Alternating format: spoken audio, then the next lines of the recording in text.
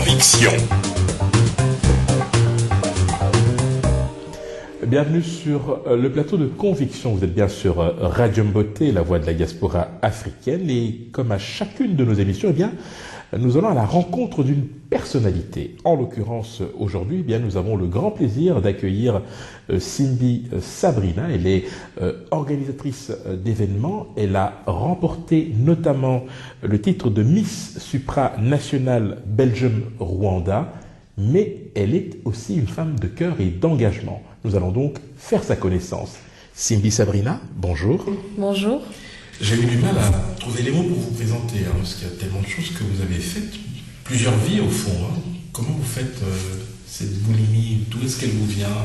Organisatrice d'événements, vous avez travaillé activement dans un secteur stratégique, vous avez pas mal de projets qui sont en cours. Comment on organise tout ça? Alors je pense que ma maman à chaque fois me caractérise comme quelqu'un qui est super active parce que je sens que j'ai besoin de faire toutes ces choses, parce que je sens que j'ai besoin de vivre et c'est à travers ces activités que je vis. Et ce qui est bien aussi, que je touche à plusieurs domaines, pas un seul. Et voilà, c'est une manière de respirer, de vivre et de profiter de la vie pleinement. Alors au-delà j'allais dire l'anecdote, mais ce n'en est pas une, parce que vous remportez le concours Miss Supranationale Belgium-Rwanda, mais il faut quand même qu'on le dise à ceux qui nous écoutent. Vous avez un double bac en Sciences Po et en communication, vous êtes titulaire d'un master en business management. Vous avez également travaillé dans votre pays d'origine, le Rwanda, c'est bien ça, notamment comme directrice de ressources humaines dans une importante entreprise. Vous vous lancez dans l'événementiel. Moi j'ai le vertige, je ne sais pas comment vous faites. Est-ce qu'il y a un contexte familial qui s'est prêté à cette hyperactivité, si je puis m'exprimer ainsi? Alors pas du tout. À la base, les parents voulaient absolument que je fasse des études comme tous les parents.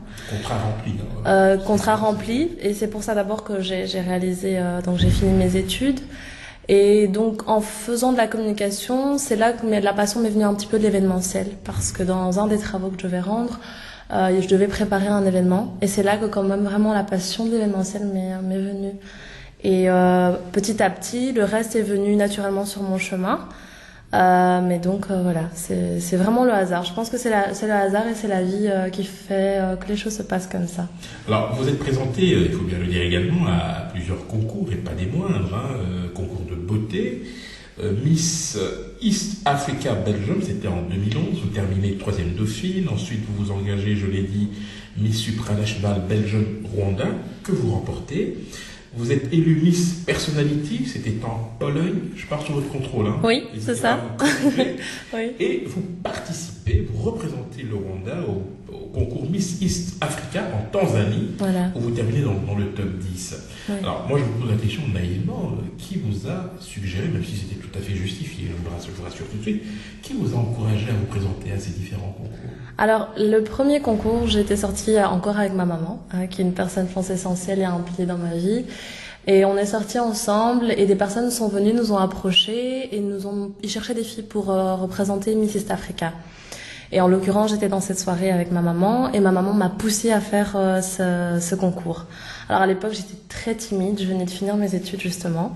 Et allez, je me suis dit, je vais me lancer, j'ai fini mes études de toute façon maintenant, c'est ce que mes parents me demandaient de faire.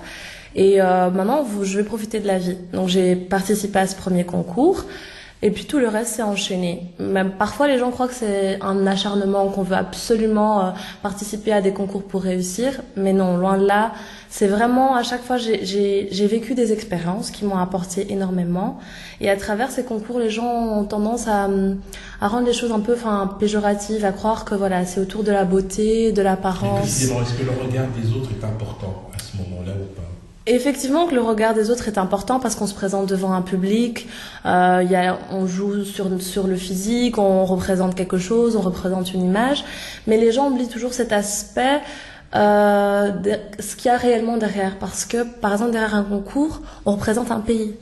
Moi, quand je participais dans ces concours, je savais que je représentais le Rwanda. Comme une jeune fille ayant grandi ici en Belgique, je savais que voilà, j'ai mes origines rwandaises et je suis fière de les représenter. Mais les gens voient directement cette image du physique, de la beauté et croient que voilà, c'est une fille qui sait qu'elle est très belle et qui va se présenter devant des gens. Alors que, sincèrement, moi, le but principal, c'était pas ça. C'était d'abord de représenter mon pays, de pouvoir en parler, de pouvoir partager avec les gens. Et aussi l'échange, parce qu'on est toujours avec des filles d'autres personnes, donc c'est un contact, c'est vivre une aventure avec d'autres personnes. Alors, si ça peut vous rassurer, même si vous ne vous étiez pas présenté, on vous aurait quand même critiqué. Hein. Voilà. C'est ainsi. Les gens critiquent toujours. Voilà, et donc on va peut-être parler de ce que vous faites actuellement, donc organisatrice d'événements, donc fin juin, un événement important, pour en parler? Oui, fin juin, il y a donc une édition qui s'appelle Umngari Belgium, qui a un show. Donc, avec ma maman encore, on a une association, une ASBL qui s'appelle Keza Events, qui organise des événements. Et le but, c'est vraiment de mettre en avant cette culture africaine, à travers la culture rwandaise, bien sûr, encore une fois. Et donc, on travaille avec notre ASBL qui se trouve au Rwanda, qui s'appelle Diaspora, et qui a pour but vraiment de mettre en avant cette culture, tradition, mais de partager toujours, cette idée de partage. Et donc cette année, c'est notre deuxième édition. L'année passée, on a fait Umngari Belgium 2014, première édition, le 7 mars 2014 pour la journée de la femme, le 8 mars, pardon. Et donc cette année, on l'a fait pour la fin des examens et l'été. On s'est dit que ce serait super que les jeunes puissent en profiter avant de partir en vacances. Est-ce que vous soutenez les projets de développement au Rwanda à travers votre ASBL? Le projet qu'on soutient, c'est une association qui s'appelle Rosa Malila, qui est une association que nous aussi nous avons créée. On essaye d'aider les personnes handicapées. C'est un projet qui n'a pas encore beaucoup été développé, mais on essaye de quand même travailler dessus. Et sinon, on n'est pas encore, parce qu'on a notre ASBL a été créée l'année passée, donc en 2014. Mais on essaye vraiment de pousser un maximum et de pouvoir nous aussi soutenir des projets à travers la SBL. Alors, les activités que vous déployez ici en Belgique se font sous la forme d'événements festifs uniquement, ou est-ce que vous menez par intermittence des campagnes de sensibilisation aux objectifs de votre ASBL? Non, dans un premier temps, c'est vraiment organiser plus des événements, et puis par la suite, on verra avec l'expérience. Mais on s'est rendu compte que l'événementiel, par exemple, organiser des soirées, c'est une manière originale de sensibiliser les jeunes. Donc par ce biais, ils peuvent en même temps s'amuser et apprendre. Donc par exemple, à travers nos shows, on apprend la tradition, on apprend aux jeunes à quoi servent les objets traditionnels, mais tout ça à travers des shows. Et c'est une manière assez originale quand même d'apprendre à la jeunesse ce genre de choses. Alors, vos rapports avec les pouvoirs publics ici, et éventuellement d'autres ASBL qui s'occupent des mêmes thématiques que les vôtres, quelles sont ces relations? Est-ce qu'il y a des convergences qui sont envisageables? Est-ce que ça a été facile au fond d'abord de vous installer, de vous faire connaître et de trouver votre place tout simplement? Oui, bien sûr que ça a été difficile de s'installer. Et puis dans une communauté, les gens se posent toujours la question, pourquoi une ASBL, quelles sont les raisons, etc. Mais c'est vraiment, on est parti sur des raisons en se disant, on veut vraiment apprendre à la jeunesse qui est ici en Belgique, la tradition et la culture rwandaise. Maintenant, on travaille avec d'autres ASBL, on n'a pas encore eu le temps de le faire, à part cette ASBL qui vient du Rwanda, mais c'est vraiment envisageable. C'est continuer à travailler ensemble et avec d'autres communautés aussi pour pouvoir passer le message au mieux.